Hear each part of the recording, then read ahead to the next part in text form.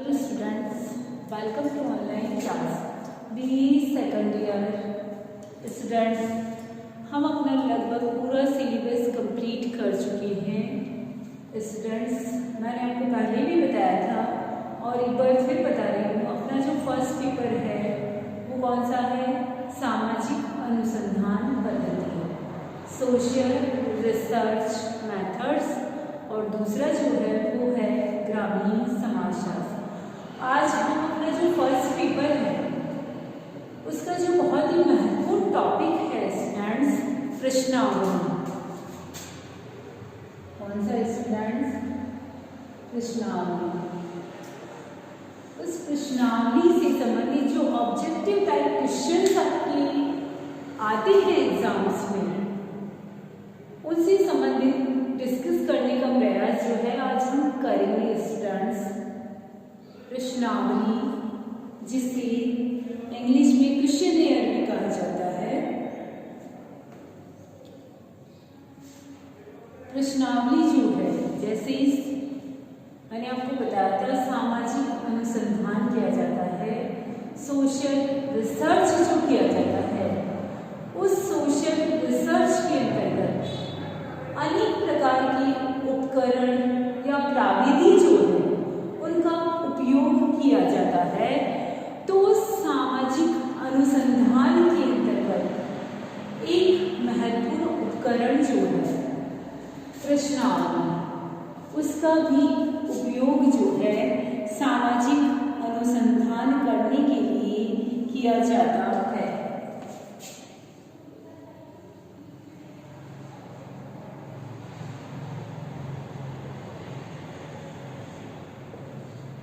यानी सामाजिक अनुसंधान के अंतर्गत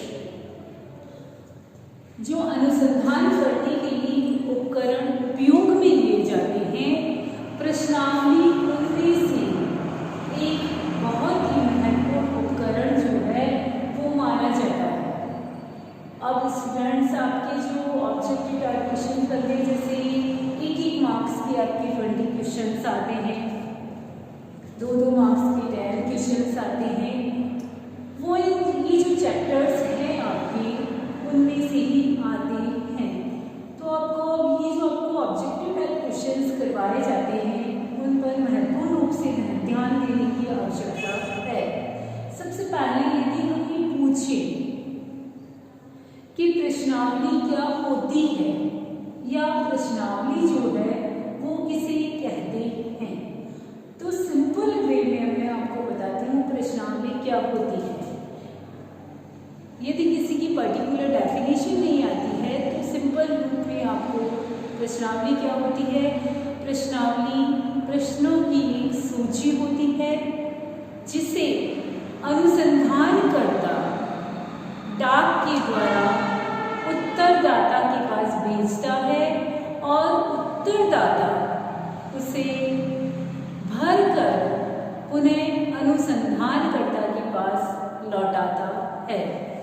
अब इसमें एक चीज आपने प्रश्नावली का अर्थ तो जान लिया। प्रश्नावली क्या होती है, एक बार वापस रिपीट करते हैं। प्रश्नावली प्रश्नों की एक सूची होती है जिसको विषय से संबंधित, यानी अनुसंधानकर्ता ने जो विषय चयनित किया है कि उस विषय से संबंधित अनुसंधान करना है, रिसर्च करना है, तो उससे संबंधित प्रश्नों की एक सूची होती है जिसे अनुसंधानकर्ता डाक के द्वारा उत्तरदाता के पास भेजता है और उत्तरदाता उसे भरकर उन्हें अनुसंधानकर्ता या अध्ययनकर्ता के पास लौटाता है। अब प्रश्नावली का अर्थ जानने के साथ साथ, सिंपल डेफिनेशन जानने के साथ साथ 2 वर्ड और यूज हुए हैं स्टूडेंट्स इसके अंतर्गत। एक वर्ड तो यूज हुआ है आपके पास अध्ययनकर्ता या फिर अनुसंधानकर्ता। क्या यूज हुआ है? अध्ययनकर्ता या फिर अनुसंधानकर्ता। ये अध्ययनकर्ता या अनुसंधानकर्ता जो है किसे कहते हैं? जो अध्ययन करने वाला है, जो अनुसंधान करने वाला है, जो रिसर्च से संबंधित सामाजिक अनुसंधान से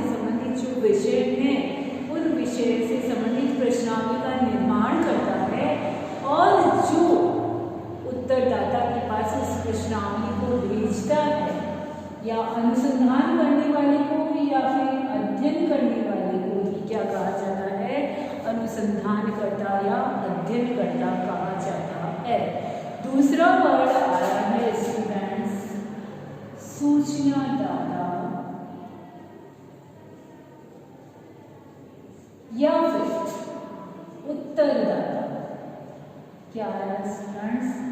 सूचनादाता या उत्तरदाता। अब ये सूचनादाता या उत्तरदाता कौन होता है?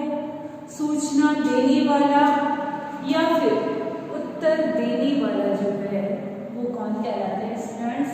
सूचनादाता या उत्तरदाता कहलाता है।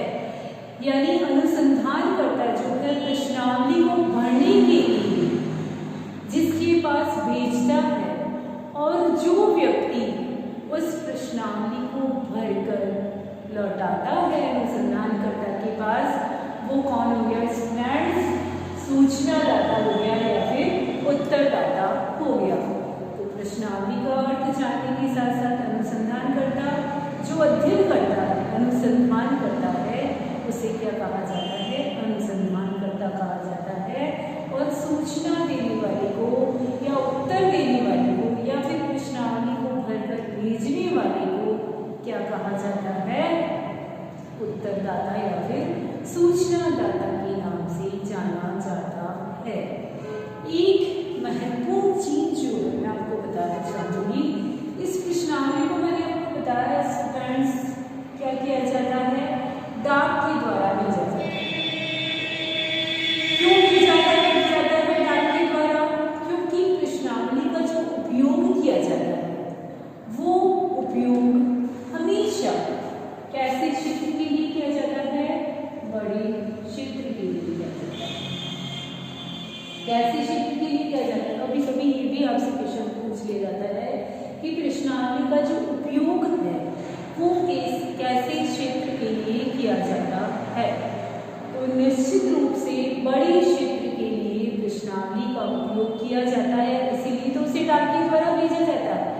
और यदि पूछा जाता है कि प्रश्नावली का प्रयोग जो है बड़े क्षेत्र के लिए ही क्यों किया जाता है, तो स्टूडेंट्स इसका मुख्य कारण आप बताएंगे कि अनुसंधानकर्ता जो है बड़े क्षेत्र में जाकर प्रत्येक व्यक्ति से अनुसंधान से संबंधित प्रश्न पूछ नहीं सकता है, या फिर यूँ कह लीजिए कि अनुसंधानकर्ता प्रत्येक सूचनादाता से संपर्क स्थापित नहीं कर सकता है। इसीलिए क्या किया जाता है? बड़े क्षेत्र के लिए हमेशा जो अनुसंधान के लिए महत्वपूर्ण उपकरण जो उपयोग में लिया जाता है वो कौन सा लिया जाता है स्टूडेंट्स? प्रश्नावली लिया जाता है। कैसे क्षेत्र के लिए? बड़े क्षेत्र के लिए। क्यों? क्योंकि अनुसंधानकर्ता जो है वो प्रत्येक सूचनादाता से संपर्क स्थापित नहीं कर सकता है, इसीलिए प्रश्नावली का उपयोग बड़े क्षेत्र के लिए किया जाता है। एक महत्वपूर्ण बात और जो कही जाती है या आपको ध्यान रखने योग्य है कि प्रश्नावली का जो प्रयोग है वो प्रयोग हमेशा शिक्षित सूचनादाताओं के लिए किया जाता है। किसके लिए किया जाता है स्टूडेंट्स? शिक्षित सूचनादाता के लिए किया जाता है। बहुत ही महत्वपूर्ण क्वेश्चन, इनसे बाहर आपके क्वेश्चन नहीं आने वाले। यदि आपने ये वीडियो देख लिया और इससे संबंधित आपने क्वेश्चंस रेडी कर लिए तो आपके ऑब्जेक्टिव क्वेश्चन जो है बिल्कुल तैयार हो जाएगा। शिक्षित सूचनादाता के लिए पहला तो बड़े क्षेत्र के लिए, क्यों? क्योंकि प्रत्येक सूचनादाता से बड़े क्षेत्र में संपर्क स्थापित करना संभव नहीं होता है, इसीलिए बड़े क्षेत्र के लिए प्रश्नावली का प्रयोग जो है वो किया जाता है। दूसरा महत्वपूर्ण बात ये आती है प्रश्नावली का जो प्रयोग है वो किसके लिए किया जाता है? शिक्षित सूचनादाताओं के लिए किया जाता है। शिक्षित सूचनादाताओं के लिए ही क्यों किया जाता है स्टूडेंट्स? मैंने आपको बताया था प्रश्नावली को डाक के द्वारा जो है सूचनादाता के पास भेजा जाता है।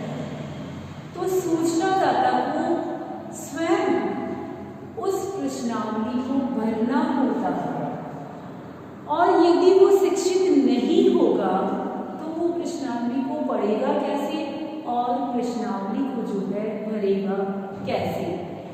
इसीलिए सूचनादाता का शिक्षित होना आवश्यक है।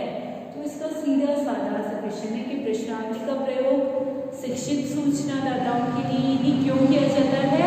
क्योंकि अनुसंधानकर्ता जो है सूचनादाता के समक्ष उपस्थित नहीं होता है। सूचनादाता को स्वयं उस प्रश्नावली को भरना होता है, इसीलिए सूचनादाता का शिक्षित होना आवश्यक है। ठीक है स्टूडेंट्स, एक बात जो महत्वपूर्ण आती है वो ये आती है कि जब प्रश्नावली को सूचनादाता के पास भेजा जाता है तो उस प्रश्नावली के साथ क्या भेजा जाता है? एक जवाबी लिफाफा भेजा जाता है। क्या भेजा जाता है स्टूडेंट्स?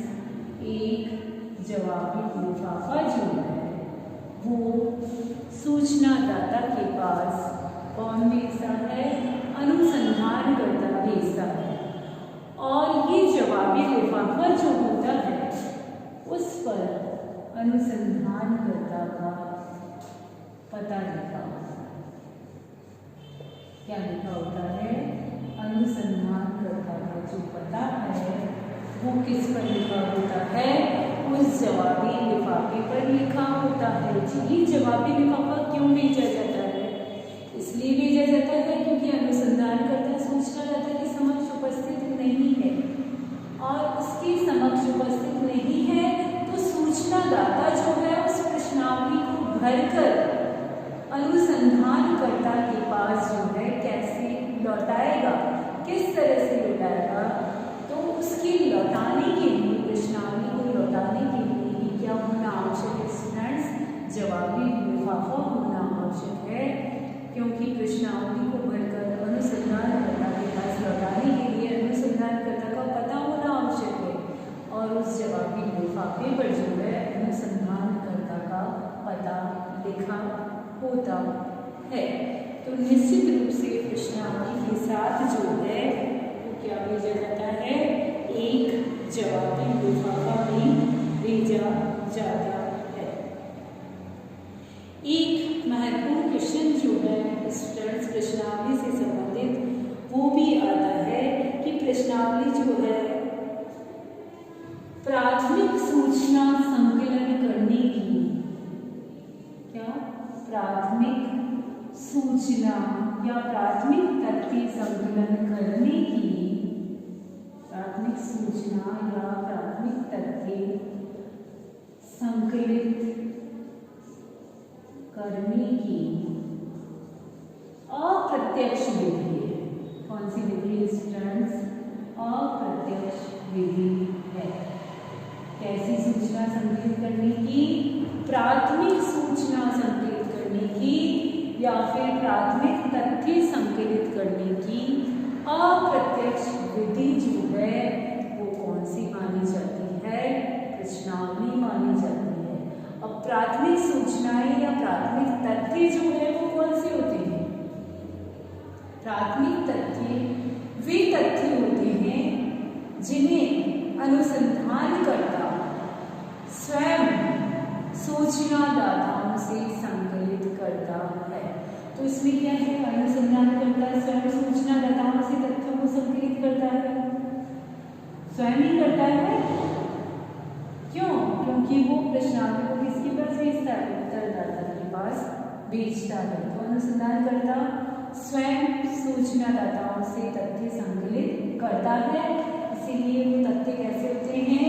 प्राथमिक होते हैं। यदि किताबों से, पत्र पत्रिकाओं से इत्यादि से यदि तथ्य संकलित किए जाते हैं तो वो द्वितीय तथ्य होंगे या द्वितीय सूचनाएं होंगी। लेकिन यदि अनुसंधानकर्ता स्वयं तथ्यों का संकलन करता है स्वयं सूचनाओं का संकलन करता है तो वह प्राथमिक तथ्य होंगे। और अप्रत्यक्ष विधि इसलिए होगी स्टूडेंट्स क्योंकि इसके अंतर्गत अनुसंधानकर्ता जो है स्वयं सूचनादाता के समक्ष नहीं होता है। इसीलिए कौन सी विधि हो गई? अप्रत्यक्ष विधि हो गई। तो ये भी क्वेश्चन बनता है कि प्रश्नावली जो है प्राथमिक सूचना संकलित करने की कौन सी विधि मानी जाती है?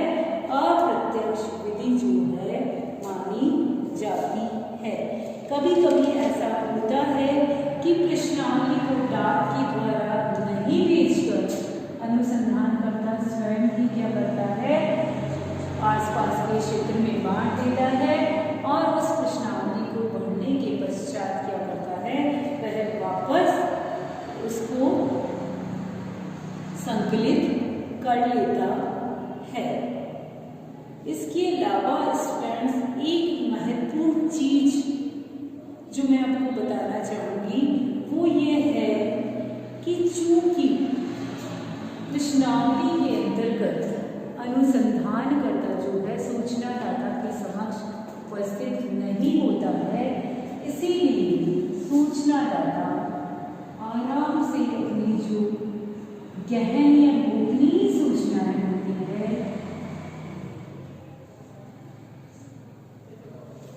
उनको आराम से सूचनादाता प्रश्नावली के अंतर्गत लिख सकता है। यानी पूर्ण या संपूर्ण अध्ययन जो है प्रश्नावली के द्वारा किया जा सकता है, क्योंकि अनुसंधानकर्ता सूचनादाता के समक्ष नहीं है, इसीलिए सूचनादाता क्या कर सकता है? गहन एवं गोपनीय सूचनाएं भी प्रश्नावली में भरकर भेज सकता है।